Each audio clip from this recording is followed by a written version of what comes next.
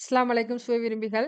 Konkani style veg சொதி செய்ய போறோம். Cooker அடுப்புல வச்சு பரங்கிக்காய், பீன்ஸ், அவரைக்காய், கேரட், சக்கரவள்ளி கிழங்கு, கருணைக்கிழங்கு, உருளைக்கிழங்கு, கோவக்காய், சுரக்காய், காரத்திற்கேற்ப பச்சை மிளகாய் இது எல்லாத்தையும் சேர்த்து தேங்காய் பால் 2 டைப்பா எடுத்து வச்சிருக்கேன். கெட்டியான பால் ஒண்ணு, தண்ணியான பால் ஒண்ணு. தண்ணியான பாலை இதோட சேர்த்து கொஞ்சமா உப்பு சேர்த்து ஒரு விசில் போட்டு நல்லா வேக வச்சிருங்க.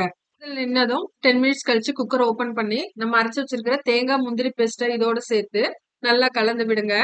10 மினிட்ஸ் சிம்ல வச்சு நல்லா கொதிக்க விடுங்க. கடைசியா கெட்டியான தேங்காய் பாலை சேர்த்து இறக்குங்க.